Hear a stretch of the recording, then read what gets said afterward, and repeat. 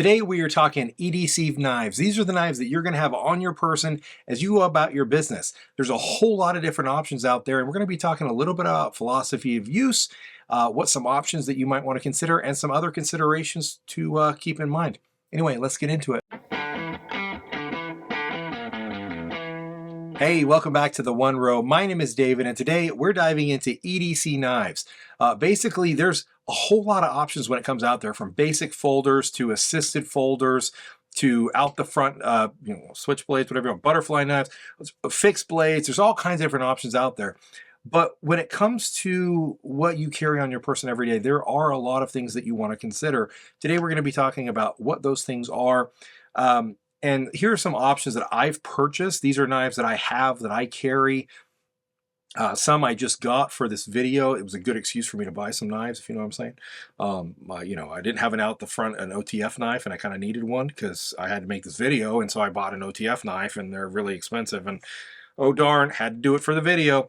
Anyway, we're going to be talking about some of these, and if you end up enjoying this kind of content, please smash that like button, subscribe to the channel if you haven't.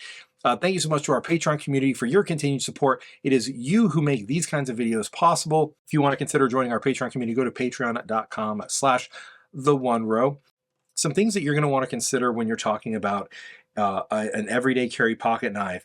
One is just general functionality. What do you use it for most often? Most often, we pull our pocket knives out to open a box, to cut a string, to cut a thread, do simple stuff like that, right? But the underlying purpose that many of us also carry pocket knives for is as a backup for defense, right? Many of us conceal carry weapons or pepper spray or whatever, different types of things like that. And if those fail, then we have at least a knife to go back to, right? So there is a self-defense component to it. There's a functionality component to it. You could carry an 8-inch blade, maybe if it's legal in your area, an 8-inch fixed blade. That's going to look really weird. You can't really hide it under your clothing. Like, where do you carry it? The legal side of it, you have to consider as well. In a lot of municipalities, fixed blades can't be longer than, say, 3 inches or 5 inches, or maybe you can't have assisted opening knives or butterfly knives or push daggers. There's a lot of things you have to consider when you consider what you're going to carry on your person every day. Let's dive into some of the options I have. I got them laid out here on the table. So the first one is one I've had for 15 years. It is a Kin Onion design. We're going to talk about some knife basics for those who aren't familiar, super familiar with pocket knives. This is called the liner lock. If you look right here, you see that little piece of metal that sticks out, and that keeps the blade from closing. Like I'm pushing on it, it doesn't close. But if I go and I push that sideways, it makes room for the blade to actually collapse, right? So these are fairly stable and pretty standard in the knife world now, and enable you to close that blade up. So the nice thing about those is they're pretty standard, like I said. The downside of them is that the liners aren't necessarily particularly strong. And so if you really are cranking down on it, if I pushed really hard, it's possible that blade is going to actually collapse on itself, which is something to think of. With a blade this size, also you have to consider size. I have fairly wide hands, and as you can see, if I grip it, my pinky is kind of off in no man's land. A little hard to do much with there. But it does, it's actually got a fairly nice jimping on the back, which is gives me a good pressure point there. And then it actually has a really nice hook right here. So overall, even though it's fairly small, it's actually a pretty good blade from Kershaw. Now, I'm not going to dive into the specific models particularly in this video. I'll put them in the description with links to them either on Blade HQ, which is where I go to buy my knives, or on Amazon, which is the other place I go to buy my knives. We're going to move these a little bit faster. Now, this was one I bought at Sportsman's Warehouse fairly recently, and I absolutely love this knife. This is another Kershaw, and it turns out that I really like Kershaw knives. This one has a super good feel to it. It fits my hand very, very well. It's got a nice deep clip. It's green. Now this one, if you look at it, it's got a similar mechanism to the liner lock, where there's a piece of metal that slides behind the blade that you have to then push aside if I want to close the knife. This is, I believe, called a frame lock. So it's actually built into the frame of the knife itself, as opposed to the liner lock like the other knife we just showed you, which is right here.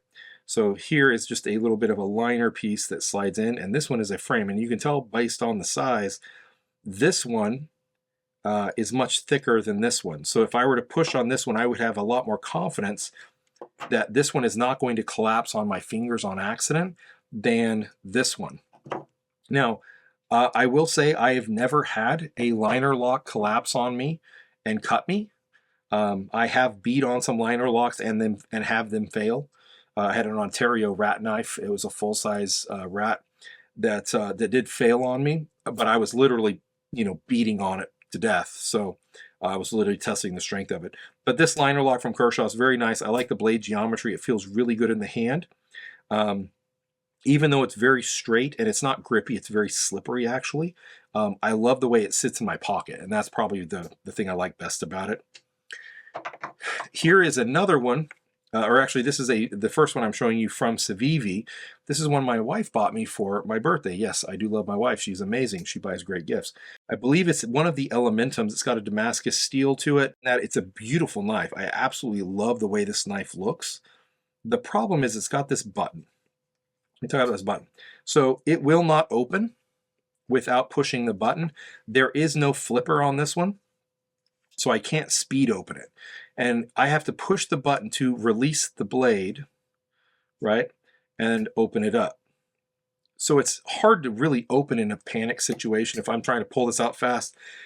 The best thing I can do is push the button, flip it out, but I have to time it just right to push, flip, and let go before it gets to the end, because if I hold it and it goes all the way, it'll literally bounce back and forth. So beautiful knife, but I don't almost never carry this one because of those features. I need something that I can flip open, get open, and do stuff with very easily, and this doesn't do it. This is another Civivi, which is the exact opposite. This is a fantastic one. I just bought it, literally got it in the mail today, and so I can't say that I've carried it. It's another, I believe this is an Elementum 2. This has got an aluminum with a really nice knurling on it. This one is got the little flipper, so you flip it open, but it's got a push button to close, right? So I have to push this button to let it fall down. Now I'm okay with that push button. The closing part I don't really concern myself with, because basically I'm comfortable closing a knife. I don't need it to close super fast, but I do want to be able to deploy it quickly in case that I need to deploy it quickly.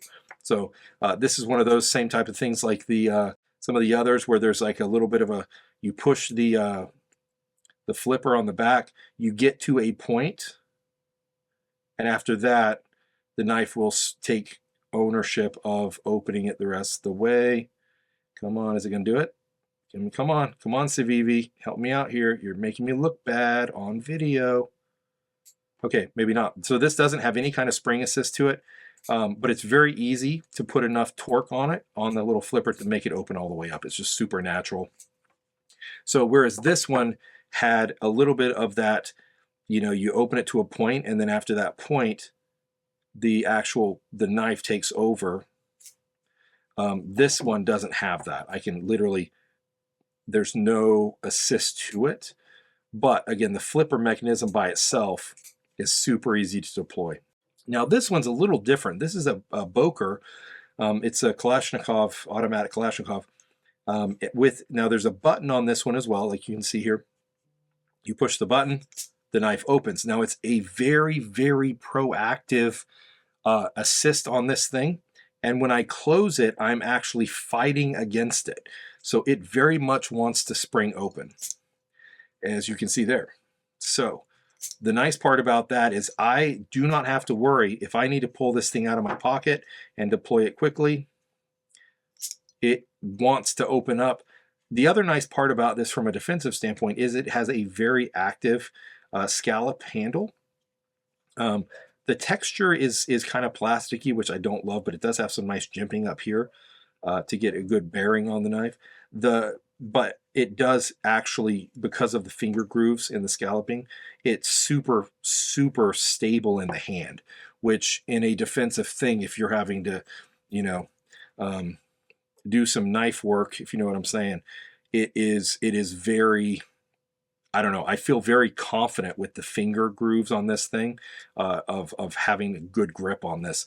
Whereas, say, this one, even though I love it and I carry it often, it doesn't give me the same confidence as far as the way it holds. It's just almost like too small, and that's kind of the consideration. This one has a lot more width to it in the hand, which makes it more stable. If I take this knife, which I love, if I take this knife and I'm doing something with it, the chances of it sliding in my grip this way, so I don't really feel like I'm going to slide that way into the blade because of this. That's a very, very good feeling, but it's got a little bit of jimping, but it's not enough to really get a good bearing on.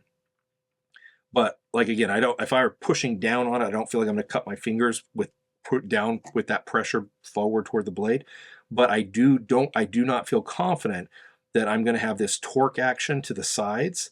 I don't feel confident that this knife is going to stay in my grip. It does tend to want to spin a little bit because of the narrowness of it. Whereas with this one, I don't feel that at all. This feels very confident, like very hard to twist and to lose any kind of grip that way. Anyway, so that's something to figure as well. And this is a great example where that is horrible. Now, this is a Benchmade, and I've had this one for quite a while. It's a beautiful knife. It's so, in my opinion, it's very, very pretty knife. But this is probably the most old school design of the knives that I have, that I keep near me. I do have others in my collection that they really just sit there. And they're pretty, but they don't end up in anywhere near my my everyday carry status. This one, however, is got no assist to it, so there's no flipper to it. There's no springiness to it, and I'm literally bearing down on this little nub to push it and get it open. Now, once it's open, it's got a little lock here, so I can't bend the blade back without using this lock. Now, those are the side opening pocket knives, right? And what we mean by that is it opens out the side of the knife and it opens to the side. Now we're going to talk about some fixed blade options. Now, the nice part about fixed blades is when you pull the knife out of the sheath, it's ready. There's nothing about this knife that isn't ready to do what it's supposed to do.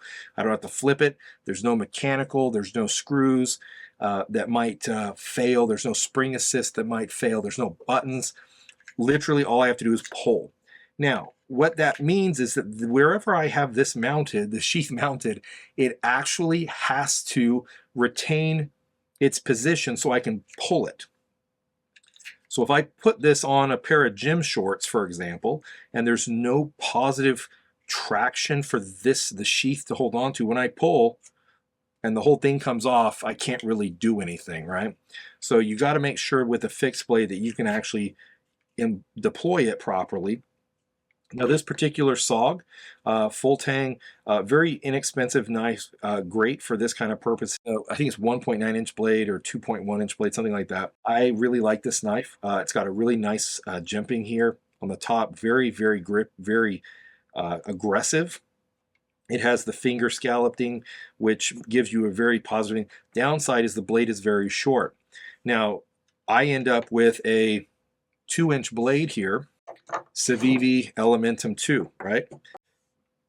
So if it's in the pocket, in the sheath, it's that much longer. Now, generally you put these on your belt, and I actually prefer to put them horizontally on the belt because they kind of blend in more. If you put them vertically on the belt, it looks like you got a big old knife. But if you put it this way on your belt, but at the same time, some people will put them in their pockets and just have some of this stick out. However, you need to make sure you have a place for this to have some sort of positive traction so that when you can actually deploy the knife from the sheath. But look how much bigger this is, yet at the end of the day, you end up with a shorter blade, but a much bigger footprint in your everyday carry. So the downsides of carrying a fixed blade are, well, it's a fixed blade and it's longer than a pocket knife, like a flipper pocket knife. Now, this is a Kaiser. Literally just bought this. It was one of those, well, I have to buy it for the video. I've always wanted one and never been able to buy one. This one looks amazing. I think it's super, super attractive. Feels amazing in the hand. Absolutely love it. Now, the downside of this thing, if you put it next to the SOG, Blade is a little bit longer on the Kaiser.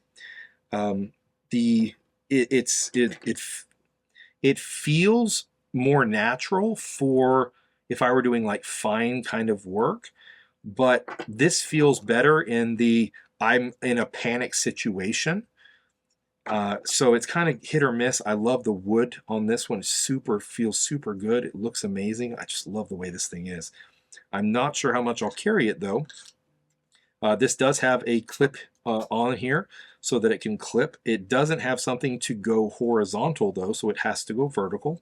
Unless I buy some on Amazon, they have like for like $11, they have different little adapters that will fit into these holes, and you can change all kinds of stuff about the orientation of your knife. The other kind of thing you look at with a fixed blade is a push knife, push dagger, punch knife, whatever you want to call it.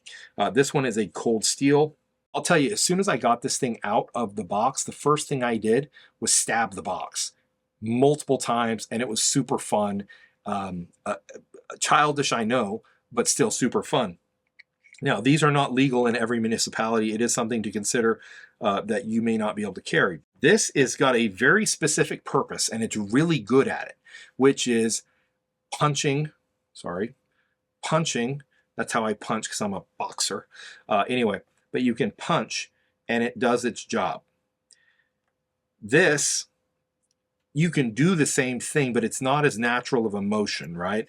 Even if you go reverse grip, punch, cut, whatever. And again, even more so compared to this feels like a much more natural fighting knife as a fixed blade than this does. This is maybe more functional. You know, I'm not going to pull this out at a kid's birthday party to open a kid's present, right? That just wouldn't go down particularly well, at least in my circles.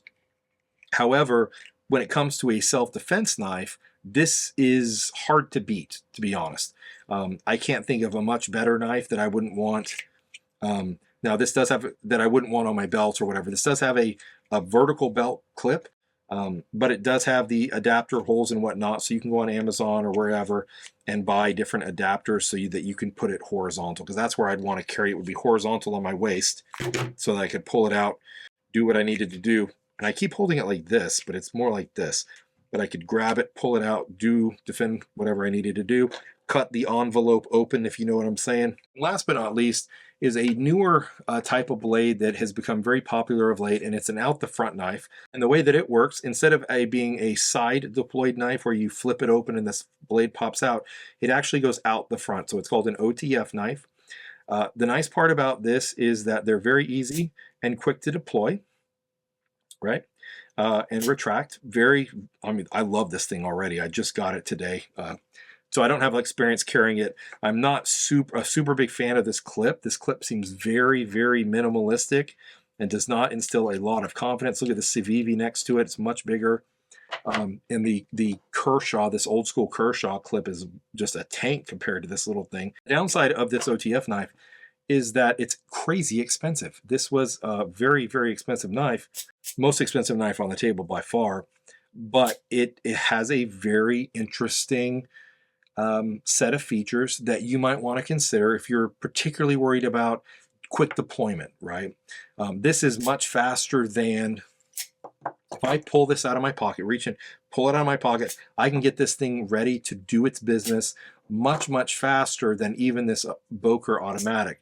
I got to grab it, pull it out, orient it, push the blade, and then get it fixed, because it's very hard to learn and get muscle memory in those particular movements. It's possible. I'm not saying it's not possible, but it takes a lot of work. And this is a very fast deployment, and that's much faster than, say, the Civivi flipper. So again, it's in your pocket. You pull it out, you got to orient, pull it out, and then get it ready. Whereas this, it's a much more natural way to deploy. I mean, it literally is. I don't even have to look at the knife. You could see, just staring at the camera, I can operate this knife with no thought. Whereas some of these other knives, you know, I have to actually go figure out where the button is. I got to look at the damn thing, which may not be ideal. Now, it's not to say there's not a place for these knives. And it's not to say that you can't learn it, right? It's all muscle memory, practice, repetition. This came so easy, it's like not even a thought. Some people may ask, how hard does that blade come out?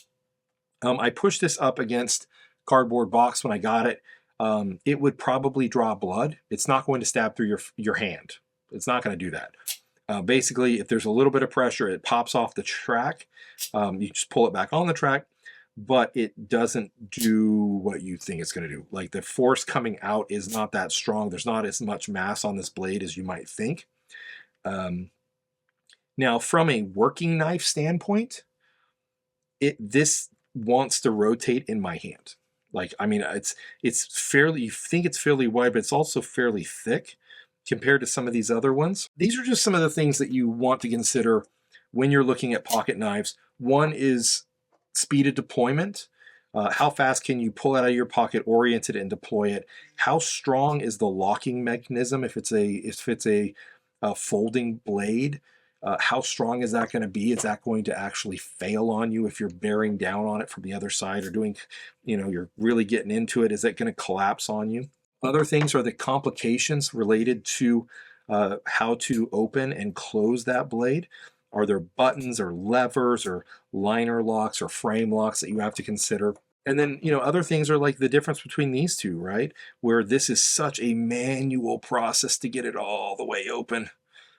It's such a manual process to get it all the way closed, versus something like this where it's just so much easier, or even the easiest of all. Or you don't even have to worry about it, and you can just do what you need to do. Hopefully you enjoyed this kind of introduction to everyday carry pocket knives, things to consider, some philosophy of uses, and some options that I've picked out from the plethora of knives out in the world. If you ended up enjoying this video, please smash that like button. Subscribe to the channel if you haven't. We'll see you next time.